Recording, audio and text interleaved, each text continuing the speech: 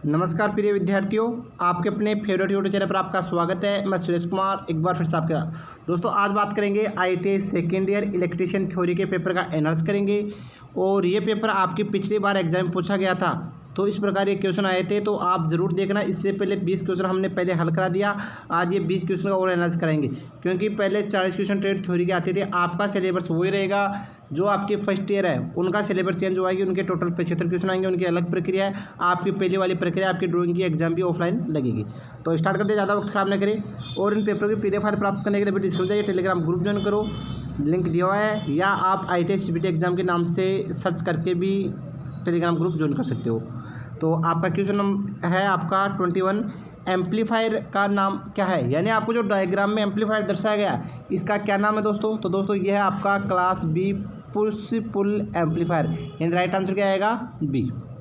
Question number 22 है दोस्तों। Question क्या है?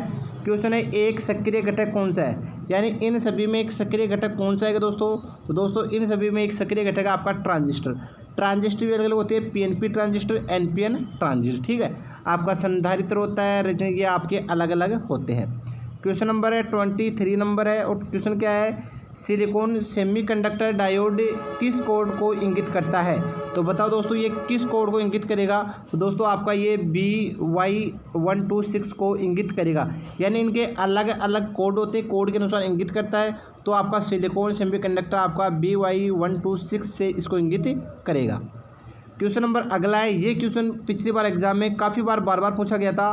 कंट्रोल पैनल वायरिंग में प्रयुक्त सामग्री का क्या नाम है? तो बताओ दोस्तों जो आपको दर्शाया गया यह आपका किसका डायग्राम है? तो दोस्तों इसका राइट आंसर आएगा आपका जो ये डायग्राम है यह केबल बांधने की पट्टी। क्या है? केबल बांधने की पट्टी। Right answer D। Question number 25 है। और 25 क्वेश्चन क्या है? क्वेश्चन है तारों को गुच्छा करने के लिए कौन से केबल बंदों का उपयोग किया जाता है? ये क्वेश्चन भी पिछली बार बार पूछा गया था। तो दोस्तों वो होता है आपका नायलॉन बंद। यानी राइट आंसर क्या आएगा इसका? C। क्वेश्चन नंबर आपका अगला है। और क्वेश्चन क्या है? क्वेश्चन है पैनल बोर्ड असेंबली में किस उपकरण से बचा जाता है? तो बताओ दोस्तों किससे बचा जाएगा? तो दोस्तों वो होता है आपका सेंसर। क्या होगा? सेंसर। क्वेश्चन नंबर 27 है। और क्वेश्चन क्या है दोस्तों आपका? क्वेश्चन है इलेक्ट्रिकल ड्राइव क्या है? तो बताओ दोस्तों इलेक्ट्रिकल ड्राइव क्या होता है? दोस्तों वो होती है आपकी मोटर को नियंत्रित करने के लिए एक विद्युत यांत्रिक उपकरण होता है। यानी आपका जो मोटर है उसको नियंत्रित करने के लिए एक विद्युत यांत्रिक उपकरण लगा होता है। क्वेश्चन नंबर 28 है। क्वेश्चन क्या है? DC ड्राइव में BOP का पूर्ण रूप क्या है? यानी यहाँ पर आपको BOP की फुल फॉर्म पूछ रहा अगला। तो बताओ दोस्तों क्या आएगा? तो दोस्तों ये आएगा बेसिक ऑपरेशनल पैनल। तो राइट आंसर क्या आएगा? B। क्वेश्चन नंबर 29 है दोस्तों। क्वेश्चन क्या है? ऑपरेशन के मोड के अनुसार किस ड्राइव को वर्गीकृत किया गया है? तो बता दोस्तों किस ड्राइव को वर्गीकृत किया गया यहाँ पर? तो दोस्तों वो होता है आपका निरंतर ड्यूटी ड्राइव। यानी ऑप्शन नंबर D इसका राइट आंसर होगा। इन क्वेश्चनों को एक दो बार एनालाइज करना, जरूर याद हो जाएंगे। अब के बार भी एग्जाम में पूछे जाने की पूरी संभावना है। क्वेश्चन अगला है। यदि ISI के अनुसार घोषित वोल्टेज 240 है तो न्यूनतम अनुमत एकल चरण कार्यशील वोल्टेज क्या होगी? दोस्तों यहाँ पर एक चीज़ का ध्यान रखना, आपकी वोल्टेज है तो यह आपकी निम्न वोल्टेज है, ठीक है। तो ±5% वोल्टेज कम ज़्यादा हो सकती है। तो अब आपको यहाँ पर न्यूनतम पूछ रहा है, तो मैं यहाँ पर 240 × 5% है, इसका प्रतिशत एंगल नीचे 100 आएगा। इस 0 से ये कट गई, इसका भाग इसमें देंगे तो 5 बार 5 दूनी 10 2 बार आ गया, इसका भाग यहाँ देंगे तो 12। कुल मिला के आप 240 में से 12 कम कर दो तो दोस्तों यहाँ बच गए 8, यहाँ बच 3 में से 1 गया तो बच गए 2, और यहाँ 228। लगभग 228 वोल्टेज का न्यूनतम मान हो सकता है। अधिकतम पूछे तो आप यहाँ पर 240 में 12 जोड़ देना तो आपका लगभग 252 इसका अधिकतम मान हो सकता है। तो मेरे हिसाब से किसी प्रकार का डाउट नहीं है, राइट आंसर आएगा इसका B। क्वेश्चन नंबर 31 है दोस्तों। क्वेश्चन क्या है? कि शब्द से तात्पर्य है कि किसी पदार्थ का द्रव्यमान इलेक्ट्रोलाइट से 1 कूलम विद्युत द्वारा युक्त होता है। तो बताओ दोस्तों किसके द्वारा? तो ये सभी को पता है, विद्युत रासायन तुल्यांक। क्या होता है? विद्युत रासायन तुल्यांक। Right answer D। Question number 32 क्या है?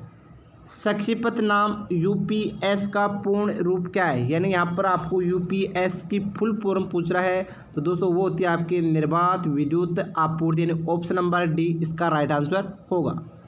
क्वेश्चन नंबर 33 है दोस्तों। क्वेश्चन क्या है, वर्ग तरंग इन्वर्टर का उपयोग कहाँ किया जाता है, यानी आपका जो वर्ग तरंग यानी स्क्वायर वेव होती है, तो इन्वर्टर का उपयोग कहाँ किया जाता है। तो दोस्तों इसका उपयोग किया जाता है सामान्य प्रकाश व्यवस्था में, इसी का उपयोग करते हैं। तो राइट आंसर क्या आएगा, डी।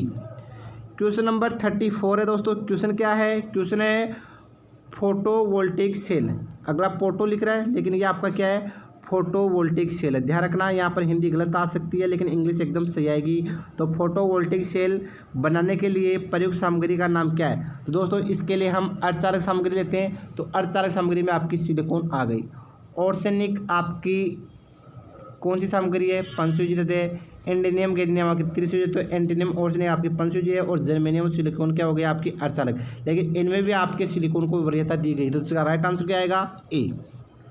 क्वेश्चन नंबर 35 है दोस्तों। क्वेश्चन क्या है, क्वेश्चन है पारंपरिक बिजली उत्पादन कौन सा है। तो बताओ दोस्तों इन सभी में पारंपरिक बिजली उत्पादन कौन सा है। तो दोस्तों वो होती है आपकी ऊष्मीय शक्ति उत्पादन है। Right answer D.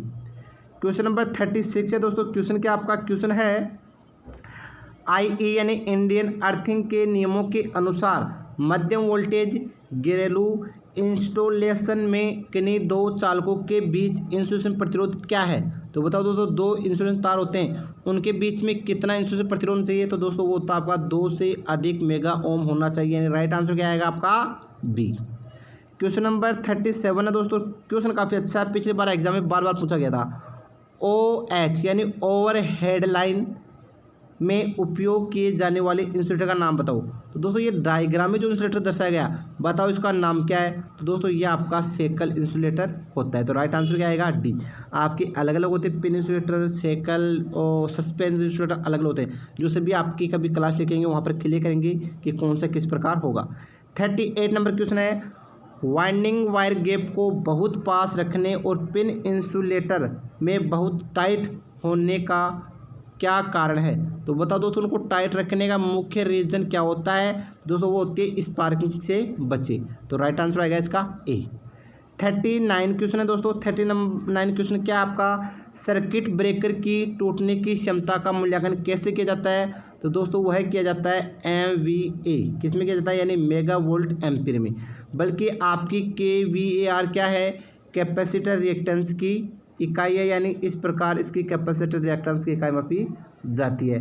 KW आपकी जो जनरेटर होता है उसकी शक्ति मापने की इकाई होती है। तो राइट आंसर क्या आएगा इसका आपका सी।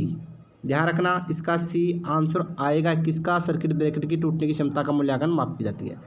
क्वेश्चन नंबर 40 है दोस्तों। क्वेश्चन क्या है, लीकेज करंट प्रोटेक्शन से बचाव हेतु वायरिंग सर्किट के साथ कौन सा सर्किट ब्रेकर लगाया जाता है। तो बताओ दोस्तों आपका जो लीकेज करंट प्रोटेक्शन से बचाव हेतु वायरिंग सर्किट के साथ कौन सा सर्किट लगाते हैं। दोस्तों वो लगाते हैं ELCB यानी अर्थ लीकेज सर्किट ब्रेकर। अब काफ़ी बार दोस्तों आपको इनकी फुल फॉर्म है, जैसे बोले OCB यानी ओवेल सर्किट ब्रेकर, इसकी फुल फॉर्म है।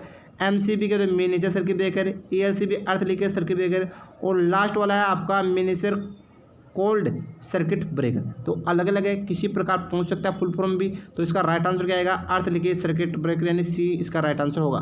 दोस्तों अगला आपको सेकेंड ईयर का वर्कशॉप क्वेश्चन का पेपर एनालिसिस करेंगे। अभी के लिए बस इतना ही, नेक्स्ट टाइम फिर मिलेंगे, तब तक के लिए धन्यवाद।